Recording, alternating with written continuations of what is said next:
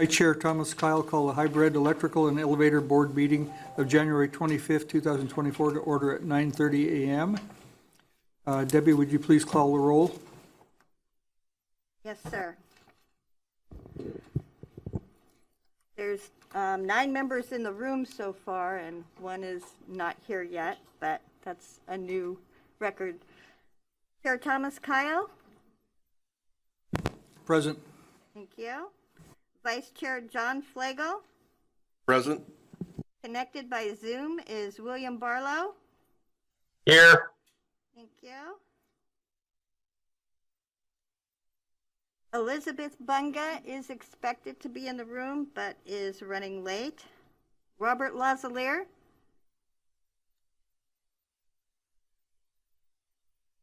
Is not here yet either. Rob McNeil. Present. Connected through Zoom. Ryan Richards. Here. Richard Rudder. Here. Al Shucker. Here. Frank Sonneban. Here.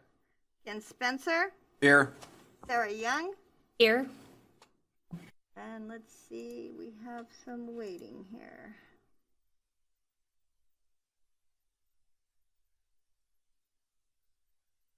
Elizabeth Bunga. Here. Thank you, Elizabeth. Robert Lazalier. Okay, Mr. Chairman, we do have a quorum. Okay, thank you, Debbie. Just a reminder to the people, the board members in the room, need to press the button on the microphone to get it activated. The light will change. So, are there any changes to the amended agenda? Does anybody have any notices of? I, Chair Kyle, rule the amended agenda and order of business approved as published. Okay, any changes to the draft minutes? Okay, I, Chair Kyle, rule the draft minutes of November 16th, 2023 is final. The date of the next scheduled meeting is March 28th, 2024. Okay, agenda item 2.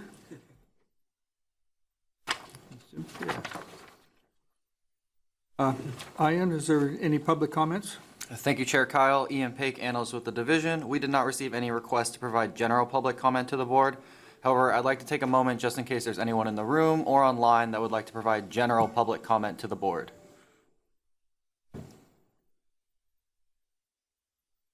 Hearing none, that concludes general public comment. Thank you. Okay, agenda item 3A, electrical program update. Brian Chris.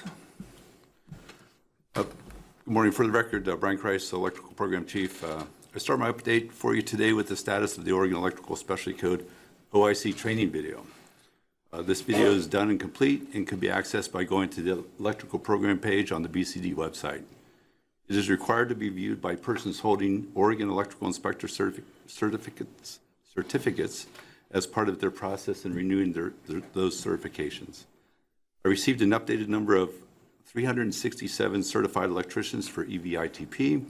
If you recall, that number was 344, or an increase of 23 people certified since our last board meeting in November. We continue to see a large number of continuing education training being submitted for approval due to the recent code change. Later in the board meeting, we'll be addressing some possible changes to how those are processed for the board here at Building Codes. We'll go over those changes later as an agenda item under new business. That's my update for the board today. Does anybody have any questions for me? Mr. Chair, that's my electrical program update. Okay, thank you, Brian. Item 3B, elevator program update. Warren Hartug.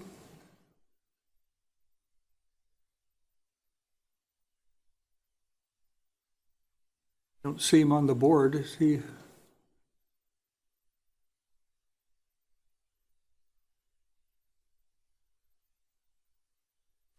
Okay, so I don't see him available, so if we'll move on. I know that the statistics have been submitted in the board packet.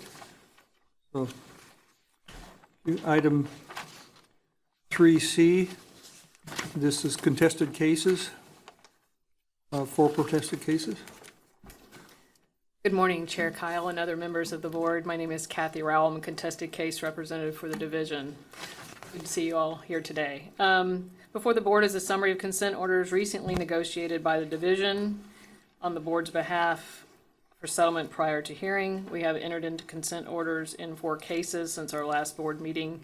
All settlements, including the amount owed and suspended civil penalties, fall within the guidelines on the penalty matrix and contain standard conditions. Board action is required on these cases. All these cases are fairly standard, but I'm available to answer questions you have regarding any of these actions. Again, board approval or denial of these consent orders is required. You can choose to approve or deny the agreements as a whole or take action on each agreement separately if you choose. The first, and the copies of the consent order should also be in your packets for today. So the first case is C 2023-0051, Benevolent and Protective Order of the Elks, Salem Lodge, number 336. The violations: installation of electrical wiring, conduit, light fixtures, and electrical panels. Permit unlicensed person to perform electrical installations on property it owns, controls, manages, or supervises. This was in Salem. Date of the violations: 2021 and 2023. Civil penalty assessed $2,000, imposed $750, and suspended $1,250. The next case is C 2022-0092, Development Northwest, Inc., DBA Walcott Electric, installation of electrical cabling, wiring, and electrical distribution panel, permitting unlicensed work, and not continuously. These are actually not continuously employed as signing supervisor. This was in Damascus in June 2022. There is some typos actually on the penalty section of this one. So the assessed amount is $9,000, the imposed amount is $6,500, and the suspended amount is $2,500, as you will see on the order. There is prior enforcement history for Walcott. The suspension is a 30-day suspension of the electrical contractor license on the date of the contractor's choosing, which must be chosen no later than June 30th of 2024. The next case is C 2023-0083, Jet Industries, Inc., installation of electrical switch inside an electrical box. The violation is allowing an unlicensed person to perform electrical installation. This was in Milwaukee. Date of violation June 2023. Assessed amount $2,000, imposed $500, and suspended $1,500. And then a related case, the signing supervisor for Jet Electric, C 2023-0109, Clinton Olheiser, permitting unlicensed work as a signing supervisor, same location, Milwaukee, June 2023, assessed $3,000, imposed $500, and suspended $2,500. So these are the consent orders we have for your approval today. Okay, thank you, Kathy. Through the chair, just to clarify, so if we're approving these, we're approving the order that's printed and not the matrix, correct, for that typo? Yes, Okay. we'd be approving what's actually in the consent order that it should be in your packet. I just noticed the typo this morning when I was doing my final review, so I just wanted to make sure I made that correction today. Okay, great. Thank you. You're welcome. I'd like to make a motion to adopt the 4 cases proposed for resolution as outlined in the enforcement board report and issue final orders. I second that. Okay, a motion's been made and seconded to approve the consent orders. Debbie, would you call a roll? Yes, sir. William Barlow, Aye. Elizabeth Bunga, Aye. Robert McNeil, Aye. Ryan Richards, Aye. Richard Rudder, Aye. Al Shucker, Aye. Frank Sonovan, Aye. Ken Spencer, Aye. Sara Young, Aye. Vice Chair John Flagel, Aye. and Chair Thomas Kyle. Aye. Mr. Chairman, the motion passes unanimously. Okay, thank you. Item 3.D, Kathy, these are the 7 enforcement cases. Yes, Thank you, Chair Kyle. Members of the board, we have 7 default orders since the last board meeting. No action is required by the board on these. I'm also available if you have any questions. I'm going to run through these pretty quickly. We have the chart in your packet. The first case is C 2021-114, Charles Bitton. The violation is allowed unlicensed electrical installations in Hillsborough. Date of violation July 13th, 2021, and penalty assessed is $3,000. The next case is C 2021-0169, Alderbrook and Associates, Inc. The violations, no electrical contractor's license, allowed unlicensed electrical installations, and no electrical permit in Portland. Date of violation May 24, 2021, penalty assessed $6,000. The next case is C 2022-0086, Vesta West, LLC. The violation is procured unlicensed electrical installations in Portland. Date of violation January 2021, penalty assessed $2,000. The next case is C 2023-0042, David Crowell. Violations, no journeyman or supervisor electrician's license, allowed unlicensed electrical installations in Forest Grove. 2021, the penalty amount assessed is $4,000. On the next page, the next case is C 2023-0046, Nikolay Sergeyev. Violation, no electrical contractor license, no journeyman supervising or limited residential electrician's license, no electrical permit in Beaverton. Date of violation January 2023, penalty assessed $6,000. The next case is C 2022-0023, TKO Electrical LLC. The violations, no electrical contractor license, allowed unlicensed electrical installations, and no electrical permit in Eugene. February 2022, $6,000, penalty assessed. And the final default order today is C 2023-0003, Patrice Wade. No electrical contractor license, no journeyman electrician's license, no electrical permit. Klamath Falls, May 2022, penalty assessed $6,000. And that's the last of the default orders. And again, no action is required, but I'm available to answer any questions. Are there any questions from the board? Okay. Thank you, Kathy.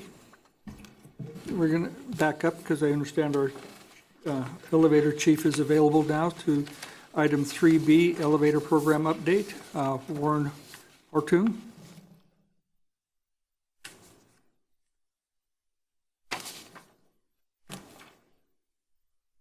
Because I still don't see him on the board.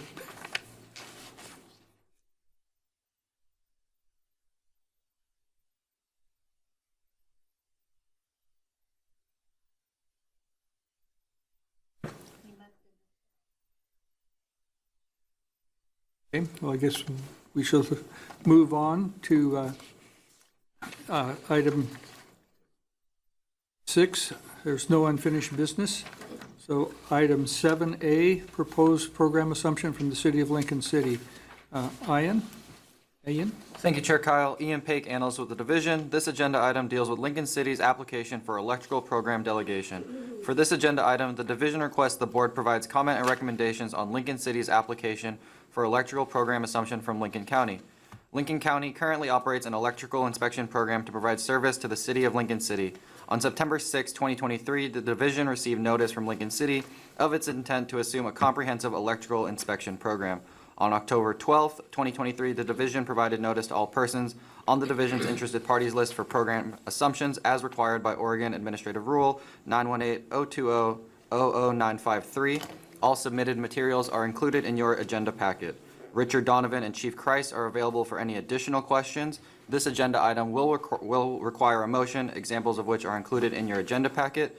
Additionally, the Board may motion to request additional information be brought back for the next board meeting if the Board would like more information before acting on this application. Lastly, is there anyone from Lincoln City present online that would like to speak on this agenda item? Thank you. My name is Anne Marie Skinner. I'm here from Lincoln City, basically to answer any questions.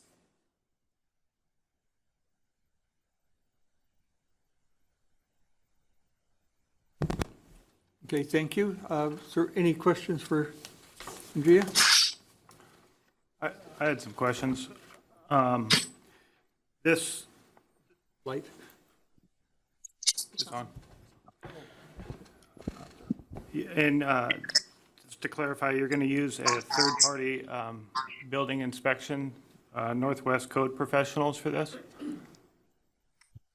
Yes, that's who we use currently for our, Brandon Zipser is our third-party contracted building official, has been, and Northwest Code Pros has been our building and mechanical plans reviewers and inspectors for quite some time. And they actually are doing, they're contracted with Lincoln County right now, doing the electrical and plumbing for Lincoln City, but through Lincoln County.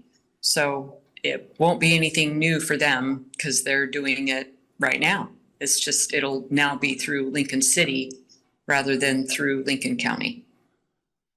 So will the inspector be just moving to Lincoln City and covering you, or will he also be covering Lincoln County as well? Or both at the same time? That presumably, yeah, whatever Lincoln County has contract with them for Lincoln County. Okay.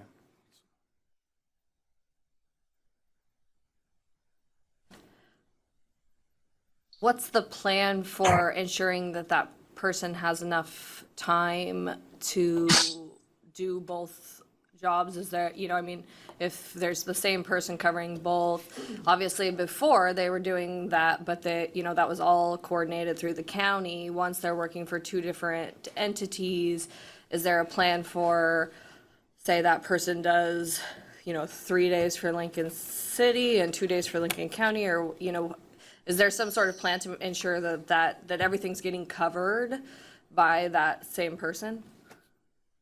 Well, they have different electrical inspectors. Okay. So the electrical inspector that's assigned to Lincoln City would continue to do the Lincoln City inspections. Okay. Thank you. I had another question about the financial feasibility. Right now, the way I understand it, Newport has their own program. Lincoln City would have their own program under this plan. And then Lincoln County would be left to do their own inspection program.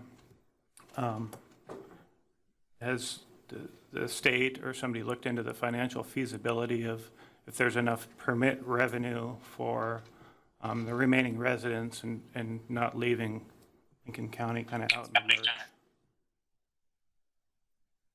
I'm not sure if that's necessarily directed to Lincoln County. I have not, but the request to assume the electrical and plumbing programs from Lincoln County came from Lincoln County. They specifically, their county administrator specifically met with the city manager last March 2023 and said, we need you to assume these. He wanted it to be effective April 1st. Okay. I said, no, there's a process. So my understanding is that financially, them handling Lincoln Cities is not working for them. And they need to offload Lincoln City to make their program more financially feasible. Interesting. But again, you'd have to ask Lincoln County that question.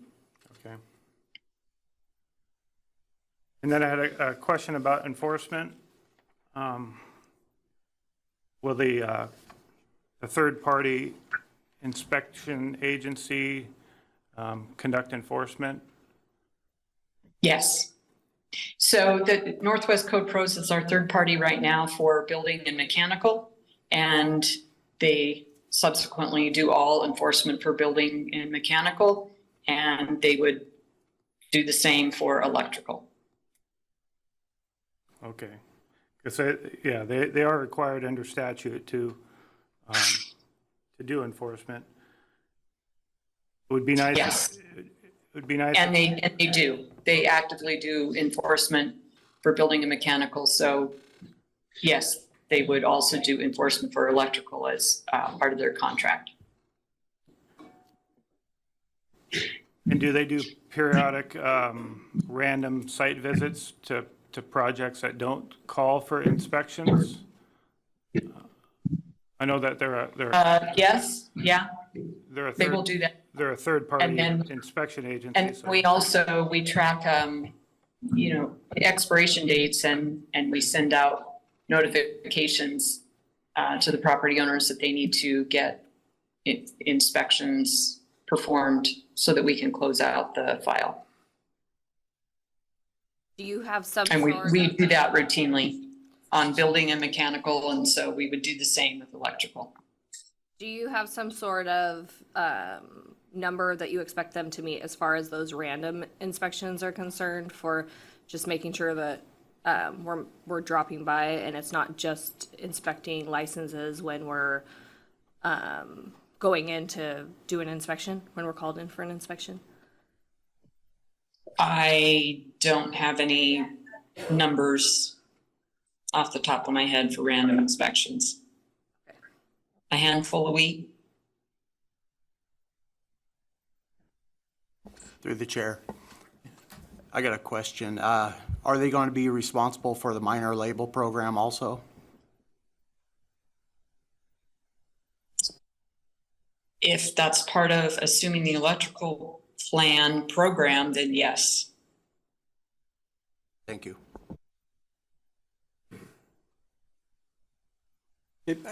I had a couple of things I noticed in the application.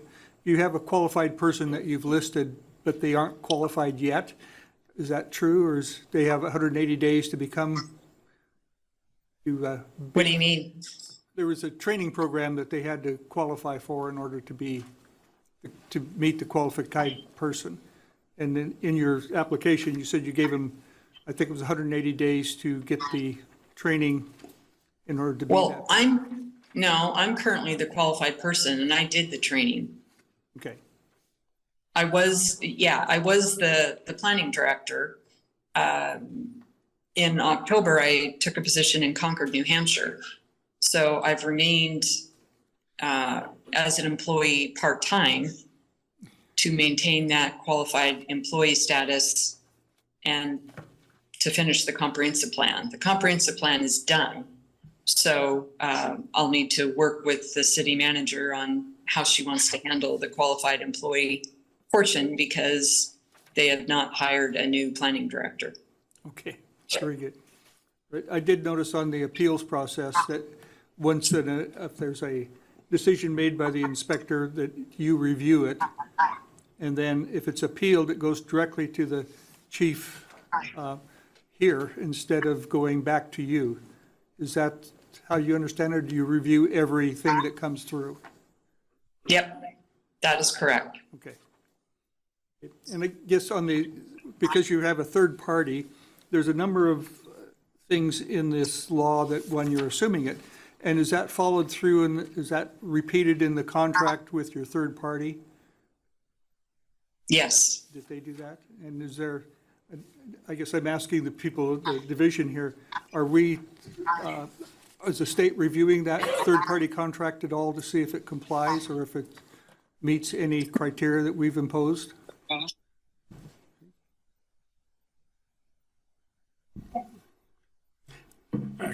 Good morning, Chair Kyle, members of the board. Todd Smith, Policy Manager for the division. Yeah, the third party that they're proposing to use is already qualified and meets the criteria, and because Lincoln City already uses a third party, it's not technically an assumption of a third party program, if that makes sense. It's a little more complicated given the nature of the way the current programs are set up. But yes, the answer to your question is that the third party is reviewed and is qualified to run a program in Oregon. Okay.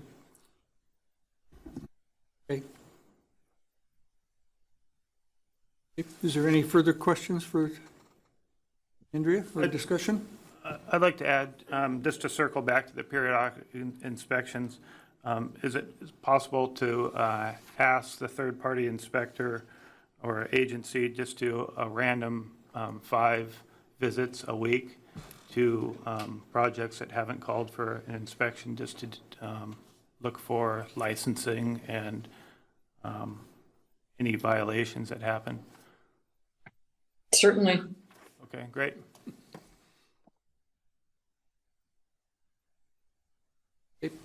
Any further discussion or questions? Okay. I'll entertain a motion. I'll make a motion to approve the request for the program assumption. I'll second that motion. Okay, a motion's been made and seconded. Is there any further discussion? Okay, Deborah, would you call the roll? Yes, sir. William Barlow, Aye. Elizabeth Bunga, Aye. Robert McNeil, Aye. Brian Richards, Aye. Richard Rutter, Aye. Al Shucker, Aye. Frank Sonovan, Aye. Ken Spencer, Aye. Sara Young, Aye. Vice Chair John Flagel, Aye. and Chair Thomas Kyle. Aye. Mr. Chairman, the motion passes unanimously. Okay, item 7B, review of proposals for continuing education courses. Ian? Thank you, Chair Kyle. Ian Paik, Analyst with the Division. With this agenda item, the Division requests that the Board consider the proposed changes to the continuing education evaluation processes and procedures. The purpose of these proposed changes is to maximize efficiency. Under OAR 918-035-0010-2, the Board may delegate authority for course or instructor approval to a committee or the Building Codes Division. Currently, the division uses a committee, as requested by the board, who evaluates courses and instructors for continuing education and provides recommendations to the board. The division requests that the board review and approve the division's proposal to have the division provide final continuing education recommendations to the board rather than the committee. Under this proposal, the electrical program chief, Chief Kreis, will provide the recommendation to the board on behalf of the division.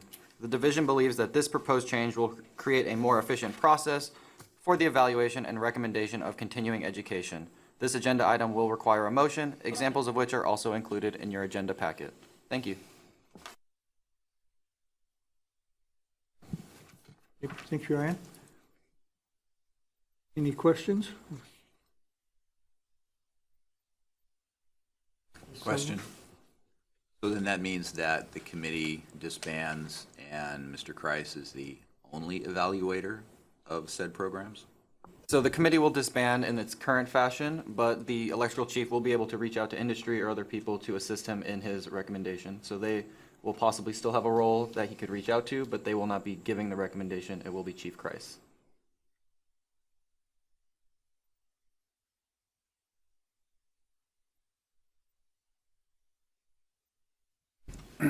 My plan is not to lose their phone numbers in my Rolodex, to be one of the first people to call if there's questions or concerns about CE applications.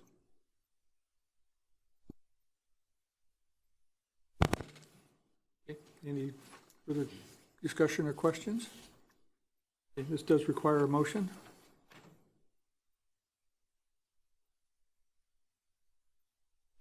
I'd like to make a motion to approve the division proposal to provide, found the right one, continuing education recommendations to the board. I'll second. Okay, the motion's been made and seconded to approve the division taking over the recommendations. Any discussion? Okay, Debbie, would you call the roll? Yes, sir. William Barlow, Aye. Elizabeth Bunga, Aye. Robert McNeil, Aye. Brian Richards, Aye. Richard Rutter, Aye. Al Shucker, Aye. Frank Sonovan, Aye. Ken Spencer, Aye. Sara Young, Aye. Vice Chair John Flagel, Aye. and Chair Thomas Kyle. Aye. Mr. Chairman, the motion passes unanimously. Okay, agenda item 7C, committee recommendations for new continuing education courses and instructors. Ian? Thank you, Chair Kyle. Ian Paik, Analyst with the Division. With this amended agenda item, the Division requests that the Board consider the Continuing Education Committee's recommendations regarding continuing education courses and instructors.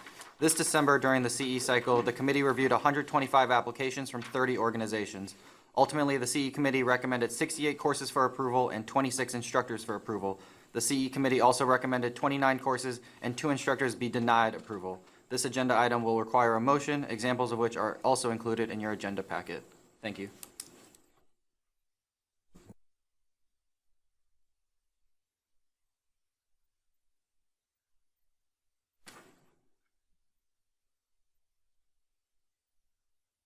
I'll make a motion to approve the posted amended committee's recommendations for approval or denial of courses or instructors. I'll I second. second. Okay, motion's been made and seconded to approve the recommendations. There any discussion? Debbie, would you call the roll? Yes, sir. William Barlow, Aye. Elizabeth Bunga, Aye. Robert McNeil, Aye. Brian Richards, Aye. Richard Rutter, Aye. Al Shecker, Aye. Frank Sonneman, Aye. Ken Spencer, Aye. Sara Young, Aye. Vice Chair John Flagel, Aye. and Chairman Thomas Kyle. Aye.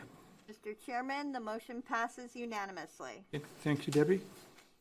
Okay, agenda item 7D, board review of IEC electrical vehicle charging station training program from IEC Oregon. Ian?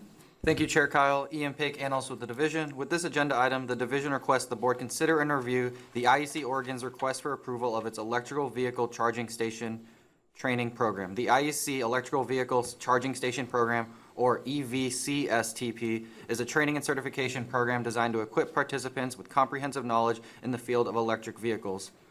Richard Donovan and Chief Kreis are available for any additional questions. A comparison of course content and objectives of this program versus the approved EVITP content standard is provided in your agenda packet. This agenda item will require a motion, examples of which are included in your agenda packet.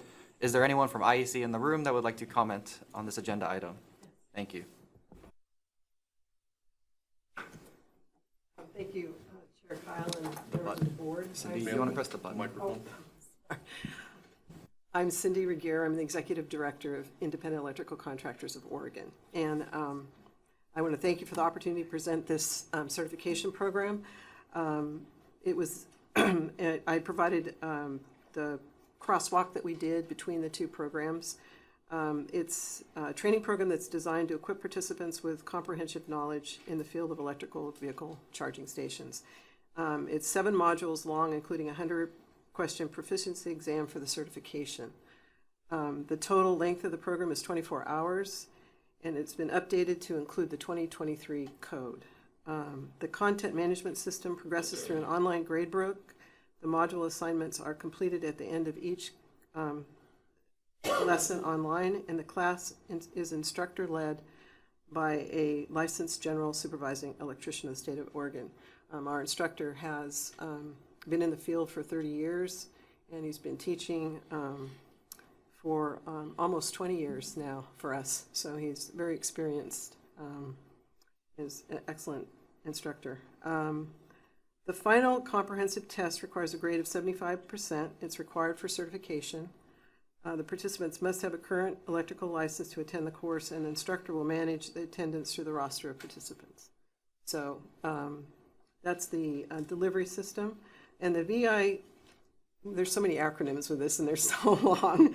The EVIT program, the current one that was approved by the federal government and the state of Oregon, sets the standard for the approved national guideline. The IEC National developed this program based on that, and they modeled all of the content, and that's why I provided the kind of the course evaluation and comparison so that we cover everything in it. So the federal government didn't really come up with saying, let's start a training program, this is what we want. Actually, EV set the standard. So it is the approved standard, in my opinion, for these programs. So the IEC program covers the same subject matter and should be considered an equivalent training program. When we're requesting approval of this training program with 8 hours of continuing education, which has been common for these EVIPT programs.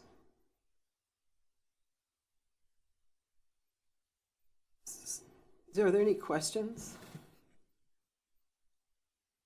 I have a question. Mm-hmm. Can you hear me? Yes. You mentioned that individuals who get accepted for this certification program need to have a current license. There's several types of licensing. Oh. Which type of license? It's an electrical journey, it has to be a 4-year, Journey. yeah, electrical journey level license. Oh, That's the okay, same, thank yeah. you. Mhm. You said the program is it's online and then instructor-led also? Yes, it's a hybrid where the instructor will do online instructing for after each module. There'll be homework, there's quizzes within it, so that it's a little bit different delivery than just a strictly online program where there's no instructor. But the instructor is in live at that point? Yes. Okay. Mhm, yes. Yeah. Yeah. Well, hopefully, yeah, right. It's not a canned video then? Yeah. No. It's instructor-led. It's a little different delivery. Some people prefer that. So, I deal with a lot of students, and some, like online. Others would rather have an instructor that they could interface with. So this is just a little different delivery. Okay. Thank you. Through the chair, I have a question. So I'm reading through your kind of the paperwork here, and I don't see anything on like FEMA regulations of your charging stations. Is that included? I would have to check with the instructor. I had asked for someone that is more technically involved, but I can get back to you on that. It should be in there. They wrote it to be to compare to this program. That is the standard. Okay, thank you. The 8-hour continued education, what's the cadence on that? Is that annually? It's for the 3-year code cycle. It's been updated to 2023. Okay. So that when the code changes again, then this will require an update and probably a reapproval, I would think, in Oregon anyway, because we do stay current with the code, fortunately. I can't tell you the states I run into that are at 2017 even. Kind of scary. Did we know, is that code-related or Code related, yes. not code change? No, Okay. no, code related. Is there any further questions? Is 75% passing grade a industry standard? I believe that's the same standard for the EV ITP program is 75%. It may be right. And it's also standard for all our licensing certifications as well, 75% to pass.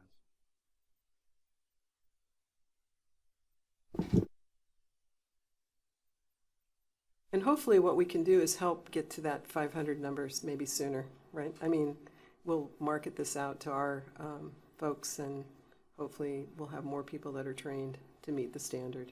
So the idea really for the federal government is to standardize this so that so we have an infrastructure that's the same across the United States, so that consumers can feel confident that they're in Kansas or California or Wyoming, that what they run into with ports, I mean, it's a pretty comprehensive piece of legislation, and the training component is just one part of that.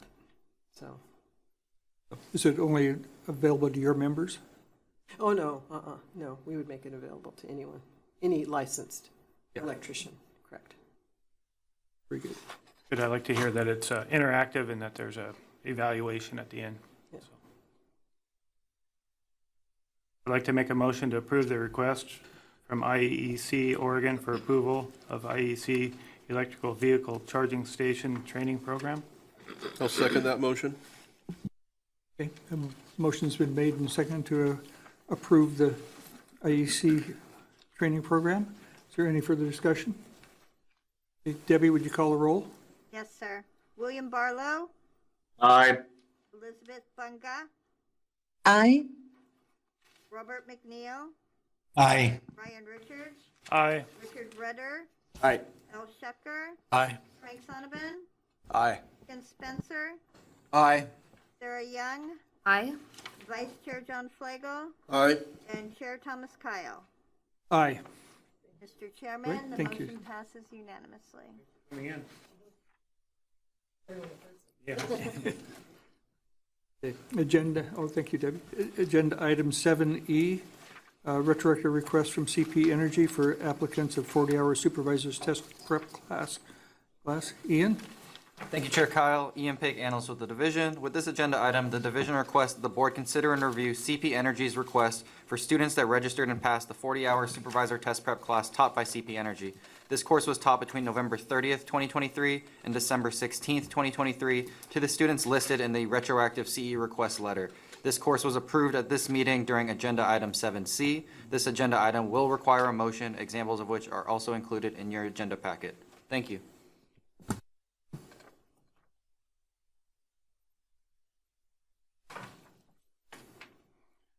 I'll make a motion to approve the retroactive request received from CP Energy for applicants for 40-hour supervisor test prep class. And I'll second that motion. Okay, motion's been made and seconded to approve the retroactive request. Any further discussion? Debbie, would you call the roll? Yes, sir. William Barlow, Aye.